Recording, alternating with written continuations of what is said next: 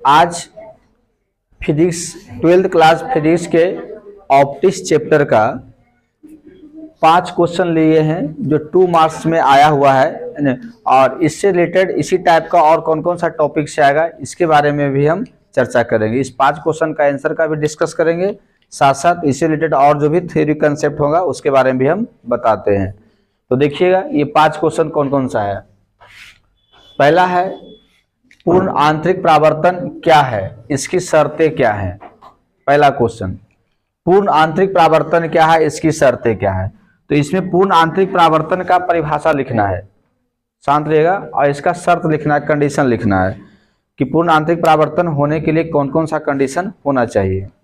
तो परिभाषा में क्या होगा, जब प्रकाश सघन माध्यम से विरल माध्यम की ओर आपतित होता है, सघन माध्यम से विरल माध्यम की ओर आपतित होता है और यदि आपतन कोण क्रांतिक कोण से ज्यादा हो, आपतन कोण क्रांतिक कोण से क्या हो, ज्यादा हो, तो प्रकाश का अपवर्तन ना होकर के उसी माध्यम में परावर्तित हो जाता है। समझ में आ रहा है ना। तो प्रकाश का अपवर्तन ना होकर के उसी माध्यम में क्या होता है, परावर्तन हो जाता है। तो इस घटना को हम प्रकाश का पूर्ण आंतरिक परावर्तन कहते हैं। लिखा जाएगा, इस घटना को क्या बोलते हैं, प्रकाश का पूर्ण आंतरिक परावर्तन कहते हैं। जैसे कि देखिएगा, सुनिए, ये 2 माध्यम को अलग कर रहा है। ऊपर जो है विरल माध्यम, ऊपर कौन सा माध्यम है, विरल माध्यम है, और नीचे जो है सघन माध्यम। सघन माध्यम का मतलब नीचे डेंसर है, नीचे हो गया डेंसर और ऊपर हो गया रेरर। ऊपर रेरर मीडियम और नीचे डेंसर मीडियम, कोई दिक्कत। अब यहां पर क्या करते हैं, एक परपेंडिकुलर खींचते हैं दोनों मीडियम पे। ये परपेंडिकुलर हो गया, जो दोनों मीडियम को अलग कर रहा है उस प्लेन पर एक परपेंडिकुलर खींच दिए। अब लाइट जो पास करेगा डेंसर से रेरर की ओर ले जाना है, डेंसर से क्या ले जाना है, रेरर की ओर। तो डेंसर से रेयर में जब जाएगा, डेंसर से रेयर में जाएगा तो ये क्या होता है, नॉर्मल से दूर मुड़ जाता है।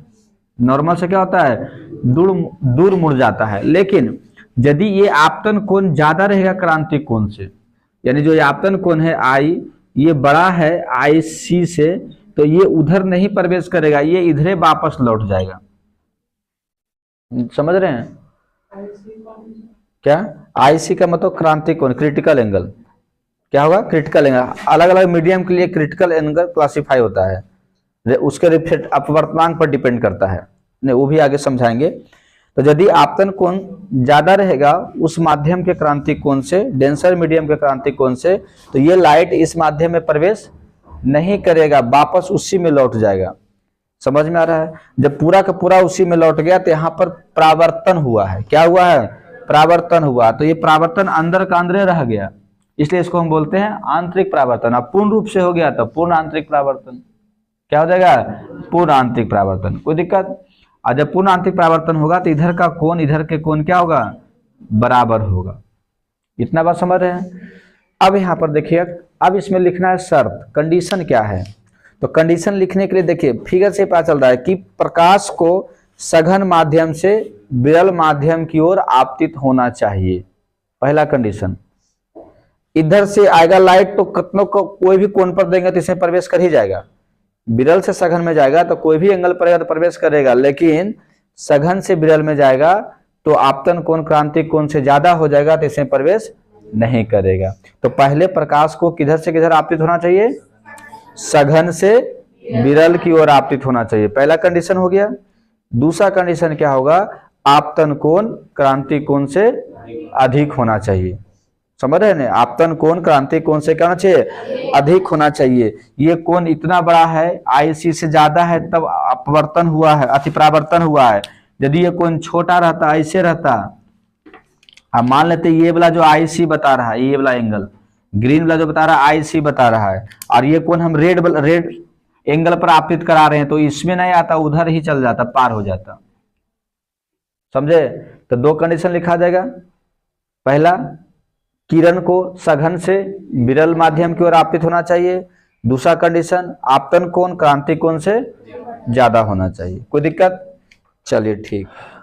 क्रांति कोण और अपवर्तनांक के बीच संबंध स्थापित करें, कौन कौन बता सकते हैं? बताइए तो।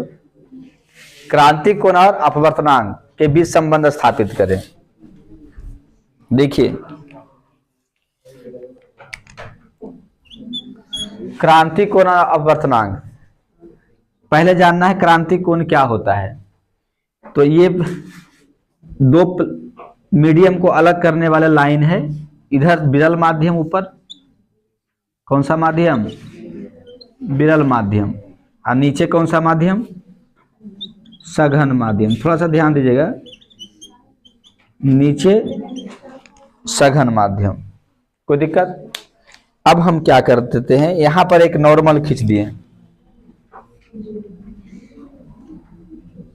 ये परपेंडिकुलर खींचे हैं। सुनिए, तो नियम क्या होता है ना कि यदि प्रकाश सघन से विरल में प्रवेश करेगा, आपतित होगा, सघन से विरल की ओर आपतित होता है, तो यदि विरल में प्रवेश करेगा तो अभिलंब से दूर मुड़ जाएगा।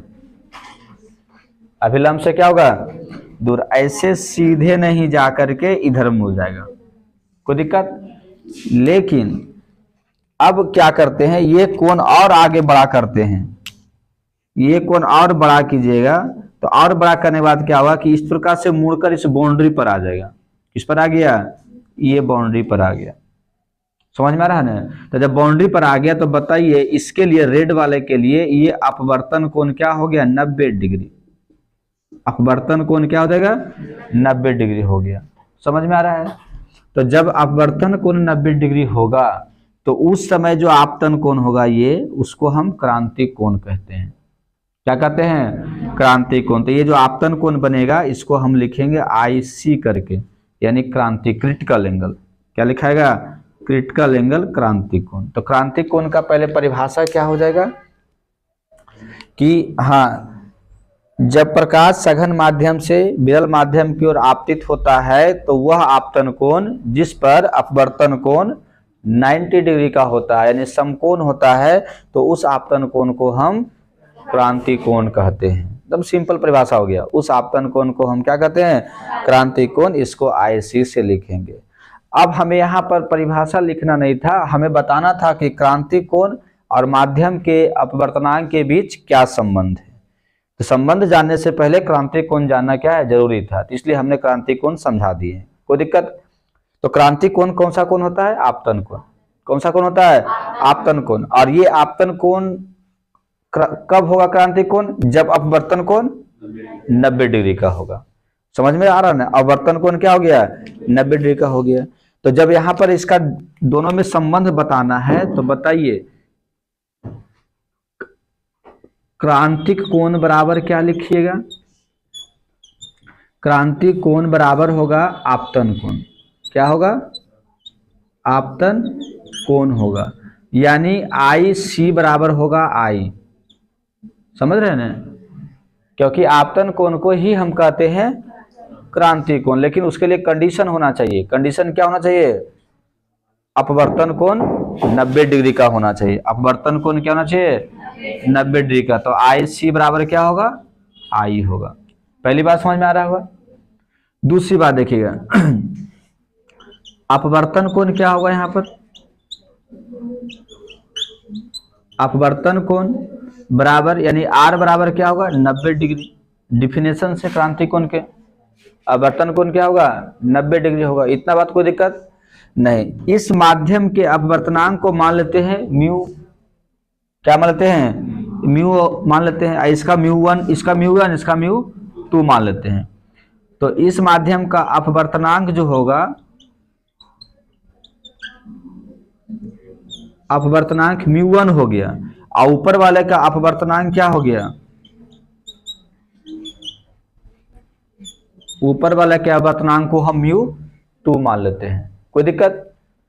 इसका अपवर्तनांक μ1, इसका अपवर्तनांक μ2। तो हमें किस माध्यम का निकालना है? सघन माध्यम के। और लाइट जा रहा है विरल में, तो विरल के रेस्पेक्ट में, जैसे कि विरल के जगह पर हवा हो सकता है, सघन के जगह पर कांच भी हो सकता है नॉर्मली। तो अपवर्तन कोण R हो गया। अब बताइएगा, इसमें लगाना है स्नेल का नियम। कौन सा नियम? स्नेल का नियम से क्या पढ़े थे बताइए तो। स्नेल का नियम से पढ़े थे कि देखिए इधर वाला का अपवर्तनांक इधर वाला वाले कोण में साइन, ये पढ़ा है था ना, दोनों के गुना करना है। तो इधर वाला का अपवर्तनांक क्या है μ1, इसमें लगाना है साइन, साइन क्या होगा सी, अच्छा आई लिखिए पहले, और उधर वाला का अपवर्तनांक μ2 क्या हो जाएगा μ2, और गुने क्या होगा साइन आर, साइन क्या होगा आर। कोई दिक्कत? यही तो मेन कंसेप्ट है बस। अपवर्तन कोण, आपतन कोण बराबर आई सी, अब क्रांतिक कोण, और अपवर्तन कोण बराबर 90। उसके बाद लगाना स्नेल का नियम, इधर का अपवर्तनांक गुने इधर के कोण में साइन, इधर का अपवर्तनांक गुने इधर के कोण में साइन, दोनों बराबर होगा, दोनों क्या होगा बराबर होगा। अब क्या करना है देखिए, μ1 गुने साइन आई सी लिखा गया इसके जगह पर, क्योंकि क्रांतिक कोण रखना है मान, तो साइन आई सी। उधर क्या होगा μ2 गुने साइन क्या होगा 90 डिग्री, आर के जगह पर क्या होगा 90 डिग्री, और साइन 90 का मान कितना होता है 1 होता है। कितना होता है 1 होता है। तो हम क्या करेंगे अब देखिएगा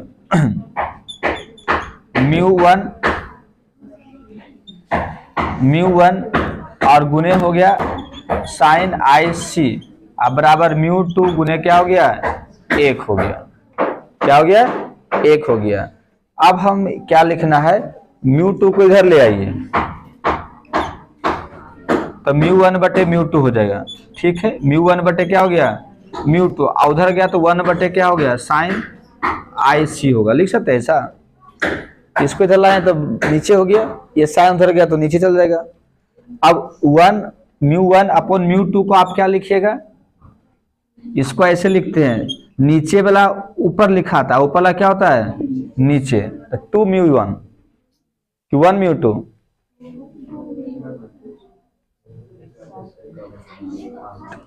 इसी में सबका कंफ्यूजन होता है, इसी में सबका क्या होता है 1 μ2 यदि लिखते हैं ना तो इसका होता है μ2 बटे μ1, नीचे वाला ऊपर, ऊपर वाला क्या होता है नीचे, यहाँ पर 2 μ1 है तो क्या लिखना है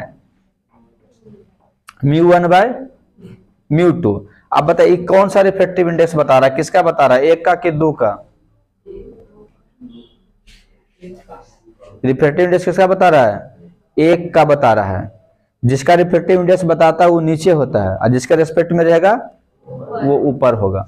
तो refractive index of medium 1 with respect to 2, medium 2, समझे। सबका ज्यादा स्टूडेंट का कंफ्यूजन इसी में होता है, रिफ्रैक्टिव इंडेक्स में होता है। तो इसको बताने के बाद इसका एक बार और भी बता देते, समझाते कैसे होगा। इधर होगा 1 बटे साइन सी हो गया, क्या हो गया साइन सी, तो दोनों में रिलेशन हो गया अपवर्तनांक में और क्रांतिक। देखिए अगला क्वेश्चन जो है 3 नंबर में, 2 पतले अभिसारी लेंसों की क्षमता +5 तथा +4 डायोप्टर है, ये समाक्षीय रूप से एक दूसरे से 10 सेंटीमीटर की दूरी पर रखे गए हैं, समतुल्य लेंस की फोकस दूरी निकालें। सुनिए 3 नंबर का जो जवाब है इसमें बात करा अभिसारी लेंस, कौन सा लेंस अभिसारी लेंस। अभिसारी लेंस का मतलब होता है उत्तल लेंस, क्या होता है उत्तल लेंस होता है। इतना बात समझ में आ रहा होगा। सुनिए पहले, अब 2 पतला उत्तल लेंस है और दोनों समाक्ष एक दूसरे से दूरी पर रखा हुआ है, समाक्षीय है लेकिन कुछ डिस्टेंस पर है, कुछ क्या है डिस्टेंस पर है। एक का जो फोकस दूरी है, सॉरी क्षमता दिया हुआ है ना, एक का क्षमता P1 बराबर +5 डायोप्टर और दूसरा का क्षमता P2 बराबर +4 डायोप्टर। ध्यान देना इधर पहले, इसका P1 बराबर +5 डायोप्टर, P2 बराबर +4 डायोप्टर दिया हुआ है। कोई दिक्कत? दोनों लेंस के बीच की दूरी 10 सेंटीमीटर है, दोनों लेंसों के बीच की दूरी क्या है D बराबर 10 सेंटीमीटर, और 10 सेंटीमीटर को 10/100 मीटर में बदलना है, तो 0 पॉइंट क्या हो गया 1 मीटर, 0 पॉइंट क्या हो गया 1 मीटर। ये D भी दिया हुआ है। तो समतुल्य लेंस की फोकस दूरी निकालें, तो पहले समतुल्य लेंस की क्षमता निकाल लेना है। तो इस प्रकार से यदि दोनों लेंस के बीच गैपिंग रहेगा वो एक्सियल लेंस है तो उसके लिए क्षमता जो होता है इक्विवेलेंट पावर जो होगा P बराबर P1 plus P2 minus D गुने P1 गुने क्या होता है P2 होता है। पढ़ा हुआ फॉर्मूला है इसका, डेरिवेशन भी इसका पढ़ना होता है, लेकिन इतना अभी न्यूमेरिकल पढ़ा रहे तो न्यूमेरिकल देखिए। P बराबर P1 plus P2 minus D गुने P1 इंटू क्या होता है P2 होता है। तो सबका रखिए वैल्यू P बराबर इसके जगह पर क्या था 5 था ना 5 अब प्लस इसके जगह पर 4 अब माइनस D के जगह पर 0.1। एक चीज ध्यान देना D जो होगा मीटर में, क्वेश्चन में रहेगा सेंटीमीटर, लेकिन आपको बदलना क्या है मीटर में। सेंटीमीटर लेके बनाइए तो गड़बड़ा जाएगा फिर, क्योंकि सबको SI यूनिट में लेके चलना होता है। तो 0.1 अब गुने P1 के जगह पर फिर 5 अब P2 जगह पर 4। अब इसको सॉल्व कर दीजिए 5 4 9 अब माइनस 5 चौक 20 एक अंक के बाद दशमलव तो 2 होगा। तो 9 में से 2 घट गया क्या हो गया 7, 9 में से 2 घट गया 5 होगा 7 होगा ना 7 डायोप्टर क्या हो गया 7 डायोप्टर। ये निकल गया क्षमता इक्विवेलेंट पावर। क्या निकल गया इक्विवेलेंट पावर। अब निकालेंगे फोकस दूरी, समतुल फोकस दूरी। समतुल फोकस दूरी यदि निकालिएगा इक्विवेलेंट फोकल लेंथ F बराबर तो क्या होगा 1/P होगा, क्योंकि P बराबर 1/F होता है तो 1/P होता है। F बराबर हो गया 1/, क्या हो गया 7। ये मीटर में आएगा, किस में आएगा मीटर में। इसी को सेंटीमीटर में गुना करना है तो 100 से गुना के सेंटीमीटर में आ जाएगा तो 100/7 सेंटीमीटर। अब भागा दीजिए तो कितना हो जाएगा 7 कम 7 थी 7 चौक 28 और फिर लगभग इतना आएगा ना 14.3 सेंटीमीटर। 14 पॉइंट क्या आएगा 3 सेंटीमीटर। ये निकल गया इसका इक्विवेलेंट फोकल लेंथ। कोई दिक्कत इसमें? तो इसमें कंसेप्ट देखिए क्या क्या होता है, कुछ और अलग से समझिए। यदि दो लेंस टच में रहेगा, दोनों लेंस क्या है टच में है और कोई एक्सियल है, इसका फोकल लेंथ F1 इसका फोकल लेंथ क्या है F2 है, तो इक्विवेलेंट फोकल लेंथ जो होगा उसको हम F मान लेते हैं। तो 1/F बराबर होगा 1/F1 और प्लस 1/ क्या होता है F2। ये याद रखना है, कोई दिक्कत? यदि इसका पावर P1 है इसका पावर क्या है P2 है, तो टोटल पावर जो होगा P बराबर होगा P1 प्लस क्या होगा P2। टच वाला का ये कहानी होता है, और टच में नहीं रहेगा, दोनों सेपरेट रहेगा। दोनों क्या रहेगा सेपरेट रहेगा। जैसे कि एक लेंस ये और एक लेंस ये, इसका फोकल लेंथ F1 इसका फोकल लेंथ F2 और दोनों के बीच की गैपिंग क्या है D, दोनों के बीच की दूरी क्या है D। इसमें जो इक्विवेलेंट फोकल लेंथ को यदि हम F मान लेते हैं तो 1/F जो होगा 1/F1 प्लस 1/F2 और माइनस D/F1 गुने क्या होता है F2 होता है। ये था फोकल लेंस के केस में। अब पावर के केस में आपका यहाँ पर फॉर्मूला लिख ही दिए हैं जो न्यूमेरिकल बनाए हैं, कोई दिक्कत? तो ये भी आ सकता है, इस पर भी न्यूमेरिकल आ सकता है और इस पर भी तो आया हुआ है ना, इस पर भी बनाना होगा। फोकल लेंथ के केस में भी आ सकता है। क्षमता के नंबर 4 में माध्यम A में प्रकाश का वेग v है तथा माध्यम B का प्रकाश का वेग 2v है। यदि माध्यम A का अपवर्तनांक μA तथा B का अपवर्तनांक μB हो तो μA/μB का मान क्या होगा? सुनिए, पहले इसमें दिया हुआ है माध्यम A में प्रकाश की चाल कितना दिया हुआ है बताइए तो। प्रकाश की चाल v दिया हुआ है, क्या दिया हुआ है v दिया हुआ है, कोई दिक्कत? माध्यम B में प्रकाश की चाल क्या दिया हुआ है?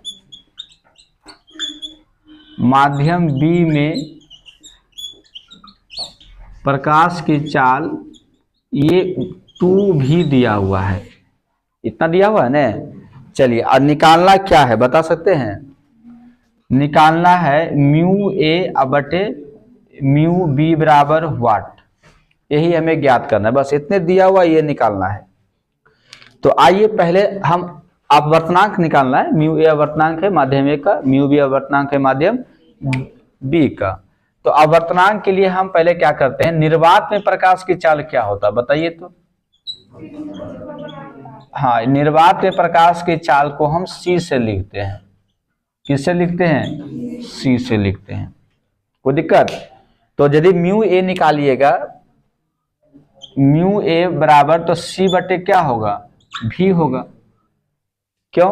क्योंकि निर्वात प्रकाश की चाल बटे उस माध्यम में प्रकाश की चाल, और उस माध्यम में प्रकाश की चाल कितना था, भी था ना ए वाला में, तो म्यू ए बराबर सी बटे क्या होगा, भी होगा। तथा यदि आप म्यू बी निकालिएगा तो सी बटे क्या होगा, 2 भी होगा। क्यों? क्योंकि निर्वात में प्रकाश की चाल बटे माध्यम में प्रकाश की चाल, माध्यम 2 में प्रकाश की चाल कितना है, 2 भी है। यहां तो समझ में आ रहा होगा। अब हमें क्या करना है, mu A upon mu B निकालना है। तो क्या होगा, म्यू ए की जगह पर सी बटा भी ऊपर रखाएगा, और म्यू बी की जगह पर सी बटा 2 भी क्या होगा, नीचे रखाएगा। तो देखिए सी सी कट जाएगा और भी कट जाएगा, और 2 ऊपर चल जाएगा, तो ऊपर 2 और नीचे कुछ ना एक, तो बराबर 2 ही होगा ने, बराबर कितना आएगा, 2 आ जाएगा। समझ रहे हैं ना, ये सी कट जाएगा और भी कट जाएगा, तो क्या बचेगा, 2 बचेगा। तो दोनों का रेशियो कितना आ जाएगा, 2 आ जाएगा। बन गया, कोई दिक्कत। 5 नंबर देखिए, खतरे का संकेत लाल क्यों होता है, समझाइए। इसका जवाब में क्या होगा, हाँ, लाल रंग का तरंगदैर्घ्य सबसे ज्यादा होता है। सबसे पहली बात, लाल रंग का तरंगदैर्घ्य सबसे क्या होता है, ज्यादा होता है, इसलिए इसका विचलन सबसे क्या होता है, कम होता है। आप जब प्रिज्म में जब विचलन करवा रहे थे, देखिए प्रिज्म में जब विचलन कराते हैं, सूर्य के प्रकाश को जब गुजारते हैं, तो ये 7 रंग में बट जाता है। कितने रंग में, ये 7 रंग में डिवाइड होता है, बट जाता है। 2 3 4 5 6, और एक क्या हो गया, ये 7 रंग का। फिर इधर से सब निकलेगा, 1 2 3 4 5, और ये 6, और ये क्या हो गया, 7। देखिए सबसे कम ये विचलन हो रहा है, और तरंगदैर्घ्य सबसे ज्यादा इसका होगा। तरंगदैर्घ्य जो होता है सबसे अधिक किसका, लाल रंग का। अब विचलन जो होगा सबसे कम, विचलन जो होगा सबसे क्या होगा, कम होगा। तो यदि हम लाल रंग गुजारते हैं या छोड़ते हैं, तो ये बिना विचलित हुए, यानी बिना डिविएट हुए सीधे पार करता है या सीधे गमन करता है। और सब सीधे कुछ ही गमन करेगा तो ढेर दूर तक जाएगा। समझ में आ रहा है ना।